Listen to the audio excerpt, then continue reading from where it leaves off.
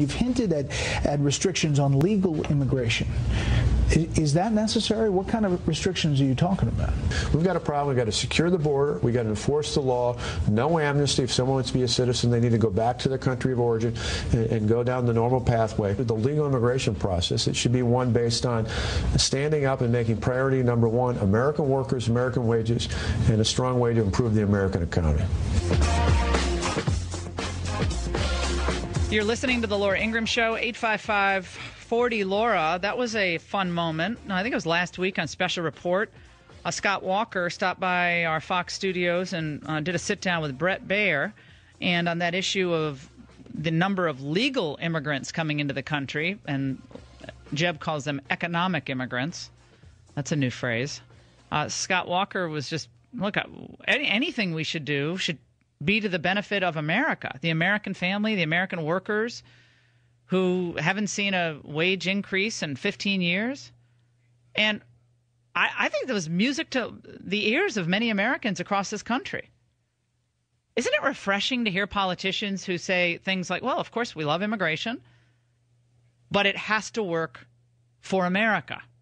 In just a few moments, we're going to talk to Governor Scott Walker here on the Laura Ingraham Show. He's going to be joining us. We want to make sure our connection is good. It's amazing that, Mike, don't you always find this amazing that we have this great technology of cell phone. No, don't get me started. Yeah, cell phones in this country.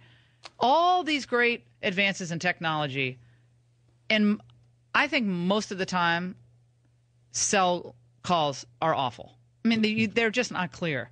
And they really haven't improved them. And can you hear me now? No, I can't hear you now, and just shut up. I can't hear you. Exactly. So we're going to talk to him. I think he's back on, so we'll join with him now. Governor Walker, are you here with us on the Laura Ingraham Show? Yeah, glad to be with you. How you doing? Thanks for having me on. I didn't want to have a 1 or 2 second delay with you, Governor, because then I would think he's stalling. He doesn't want to answer the question. So I feel like talking in a stadium, where you got to wait for a second to catch up. I got you.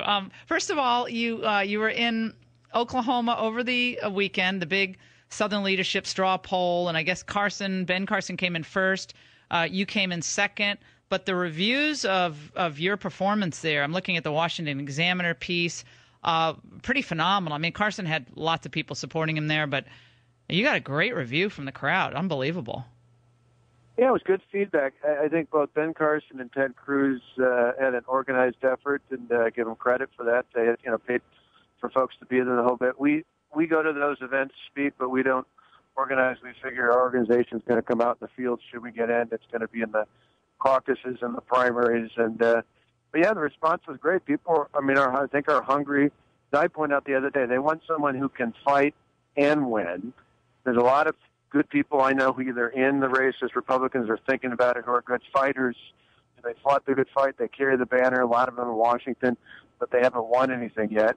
On the other side of the equation, there's a lot of my friends who are governors or former governors who won elections. They've been elected and then reelected, but they haven't taken on any really big fights.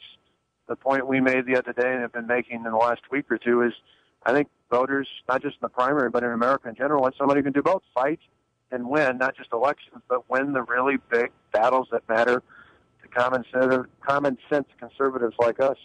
And Governor, there's concern that the straw poll phenomenon might be waning in Iowa. In the Iowa straw poll, I've been the MC of it before. It's a raucous, fun event. People have to pay to get into the straw poll. It's like, I think $30, something like that was when I hosted it.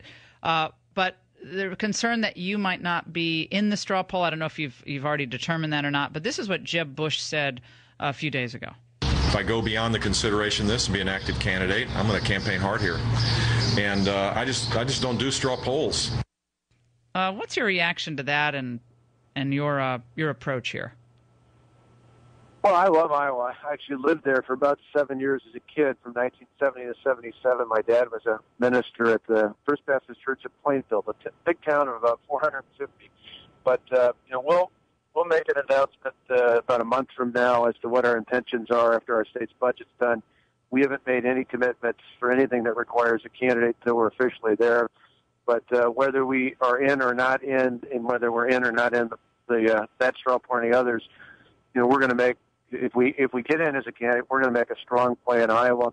Actually, the neat thing about being around the country is if we chose to get in, I don't think there's a state out there we wouldn't play in. I mean, other than maybe Florida, where Jeb Bush, Marco Rubio are, at least in some of the polls, essentially tied, and they're going to eat up a good amount of that financial advantage that Governor Bush is going to have. Remember, Rick Scott spent something like $100 million Yeah, a lot. running for governor there last year, so it won't be that much, but a good chunk of that will be going up to the Florida primary. But short of that, and I think our message, common sense, conservative reform, if we were to get in this election, could play just about anywhere out there.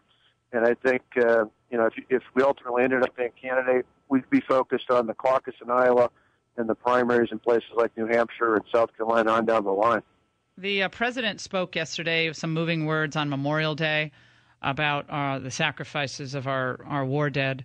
And he also added this. Let's listen. This may be the first Memorial Day since the end of our war in Afghanistan. Several years ago, we had more than 100,000 troops in Afghanistan. Today, fewer than 10,000 troops remain on a mission to train and assist Afghan forces. We'll continue to bring them home and reduce our forces further down to an embassy presence by the end of next year. But Afghanistan remains a very dangerous place. Your reaction to that is defined as success in the president's eyes, pulling our troops out. Yeah, it's frustrating. This is something, as we've commonly seen through this administration, where it frustrates me because it appears as though decisions are made more based on political calculation on the political shop in the White House than they are in listening to people out in the cabinet, in this case, out in the field in the military. Because, and this is not just a Republican statement, I think all the way back to Harry Truman, President Truman realized when we went through all that after World War II, to win and then to keep and secure the peace going forward, we had a presence obviously in Germany and in Japan for many years and still do today, not because we wanted to embark on a whole bunch of new wars, but rather because we didn't want to give away the very peace and the victory that our men and women in the military fought for. I worry Afghanistan could be like Iraq.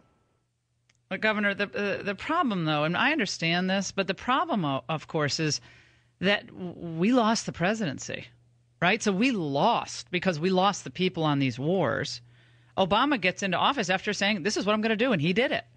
So I would submit we lost Iraq when we lost the people on Iraq. I mean, the American people, which is why we have to have a very clear foreign policy that people understand is going to make their life better here at home, more secure, safer, who knows, maybe even more prosperous. But we lost those people, and they elected Barack Obama, who basically ran as a pacifist. And so that's where we are today. And you look at the public opinion polls, if Republicans think they're going to win the presidency on foreign policy, I don't see that with these polls. Everyone says jobs, wages, education, health care, immigration. I think most of those saying enforcement. Those are their priorities here. Foreign policy, not so much. I think no doubt the issues you mentioned are high priorities.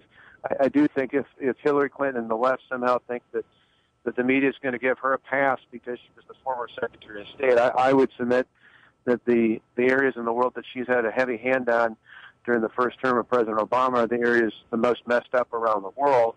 And so that takes a would-be strength away from somebody running from a position of the Secretary of State. But the only thing I'd quarrel with is, and I still think the economy, jobs, more than just jobs, opportunities, upward mobility, the chance that everyone can succeed in living their piece of the American dream.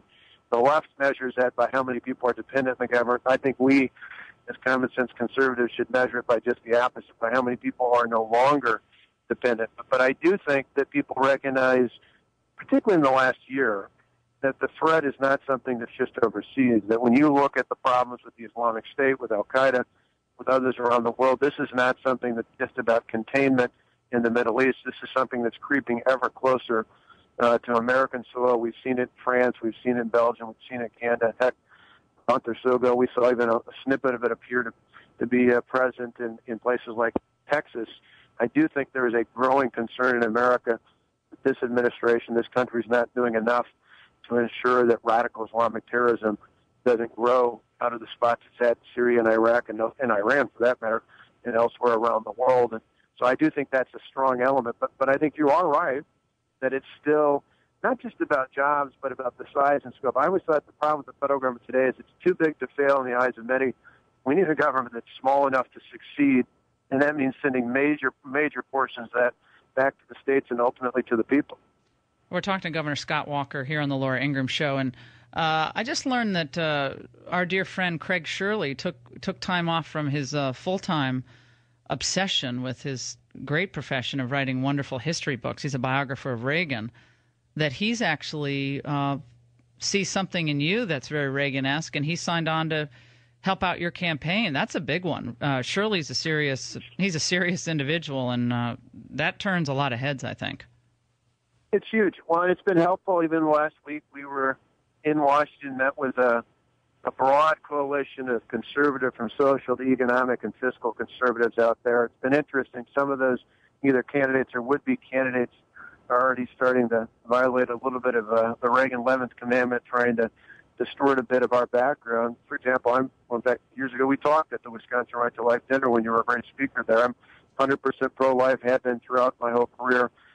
People like Craig are helpful in us getting that information out, not just to the leaders, but to activists all across the country. I've had a long tradition going back to the legislature, standing up for not only the protection of life, but for the sanctity of marriage between one man and one woman, and defended that as governor all the way through the federal court process.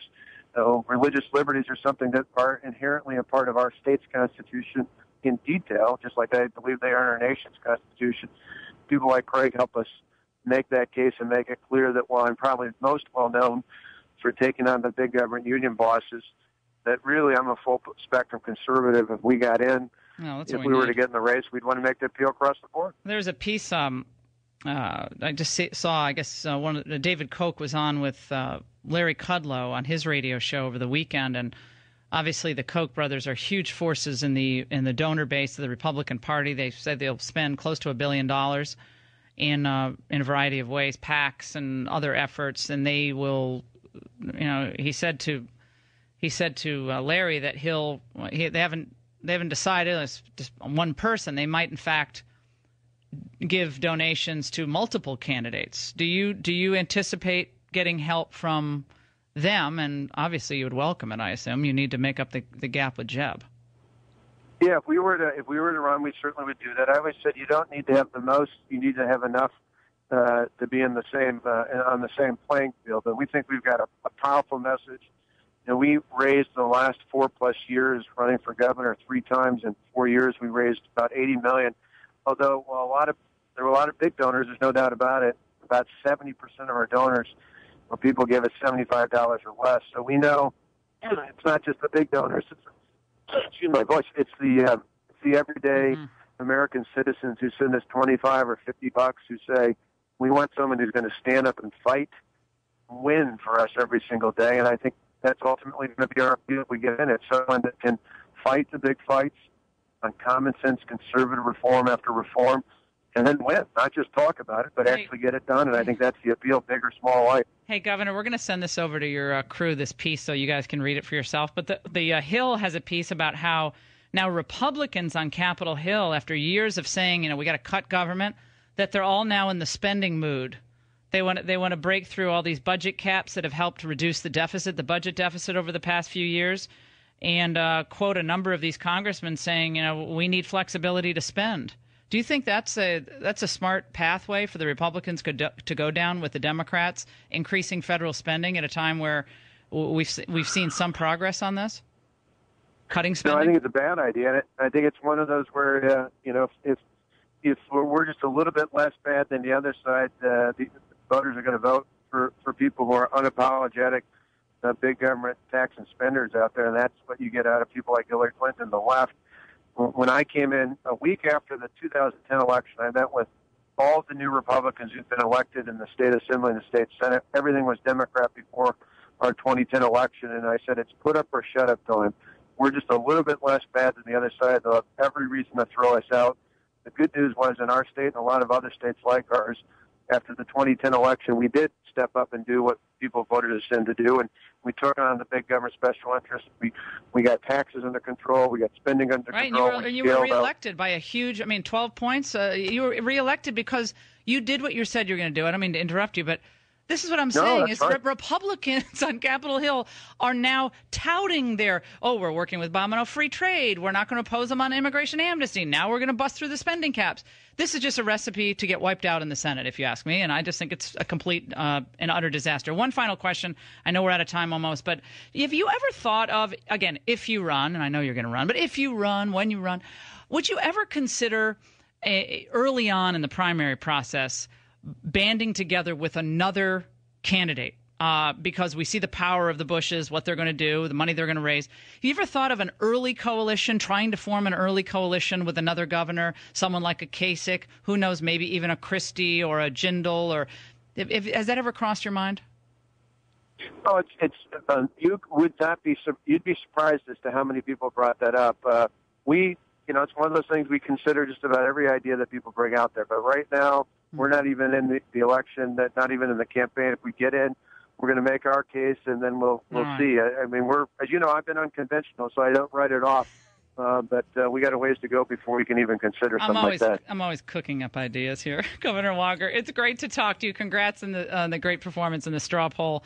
Come back anytime. We really appreciate your time. We'll close out this hour. The Laura Ingraham Show.